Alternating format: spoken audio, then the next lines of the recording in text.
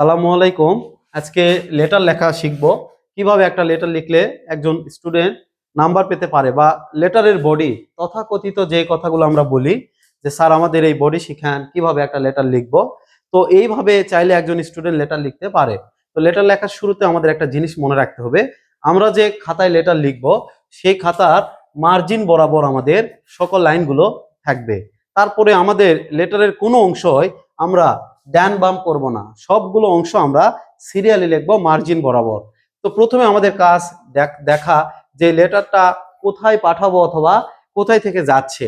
তো এরকম একটা তারিখ নিতে হবে আমাদের, কত তারিখে এই লেটারটা আমরা পাঠাচ্ছি। তারপরে আমাদের কাজ হচ্ছে একটা ঠিকানা নেওয়া। তো সেই ঠিকানাটা আমরা কিভাবে নিয়েছি? দুপচাচিয়া বগুড়া। প্রথমে থানার নাম, গ্রামের নাম, বা প্রথমে গ্রামের নাম, তারপরে থানার নাম এবং পরে জেলার নাম।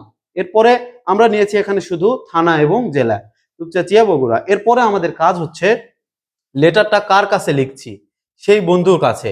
তো আমরা চাইলে এখানে ডিয়ার ফ্রেন্ডও ইউজ করতে পারি, অথবা যেই বন্ধুর কাছে লেটার পাঠাবো সেই বন্ধুর নামটাও এখানে মেনশন করতে পারি। তো এরপরে আমাদের লেটারে কিছু ভাষা ব্যবহার করতে হবে, যে ভাষাগুলো সব লেটারে আমরা প্রয়োগ করতে পারি। তো আমি প্রথমে লিখেছি অ্যাট ফার্স্ট টেক মাই সালাম অ্যান্ড কর্ডিয়াল লাভ।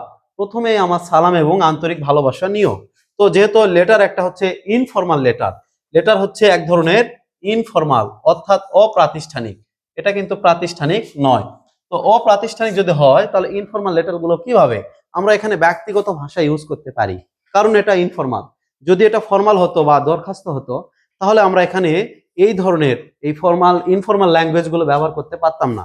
তো এরপরে লিখেছি আই হোপ দ্যাট, আমি আশা করছি যে you are well by the grace of Allah, তুমি আল্লাহর রহমতে ভালো আছো। তারপরে আমি লিখেছি আই অ্যাম অলসো ওয়েল, আমিও ভালো আছি। আই হ্যাভ রিসিভড, এখানে রিসিভড হবে I have received your letter just now, আমি এই মাত্র তোমার লেটারটা হাতে পেয়েছি। তারপরে I am very happy to get your letter, তোমার এই লেটারটি পেয়ে আমি খুবই খুশি বা আনন্দিত। তো এরপরে আমি ব্র্যাকেট দিয়ে দেখানোর চেষ্টা করেছি in your letter you wanted to know, now I am writing you same. তো এই কথাটা ব্র্যাকেট দিয়ে নেওয়ার অর্থ কি? যদি আমার বন্ধু, আমি যাকে লেটারটা সেন্ড করছি, যদি সে আমার কাছে কোনো বিষয়ে জানতে চায়, আর এই কথাটা যদি লেটারে উল্লেখ থাকে যে তোমার বন্ধু, ধরো তোমার বন্ধু তোমার কাছে জানতে চেয়েছে তোমার স্কুলের বার্ষিক ক্রীড়া প্রতিযোগিতা কিভাবে পালন করেছো, সেটা সেই বিষয়ে।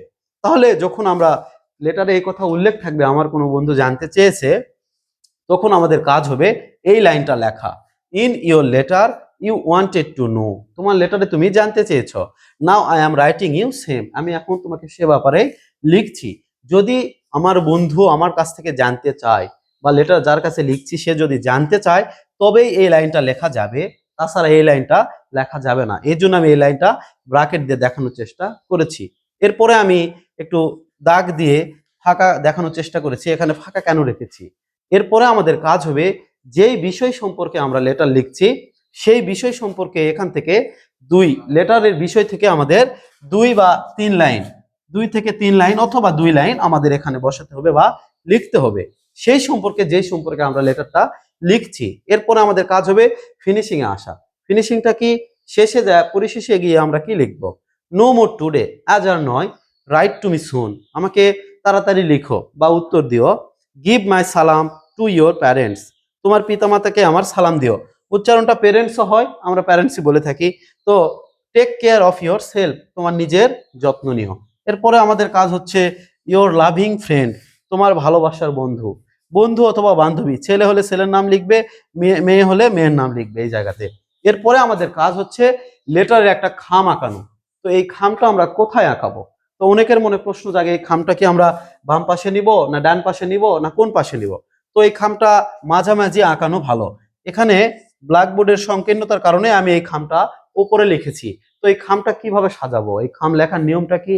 খাম একবারে বুঝতে হবে, ফ্রম মানে যার কাছ থেকে যাচ্ছে, টু মানে যার কাছে যাচ্ছে।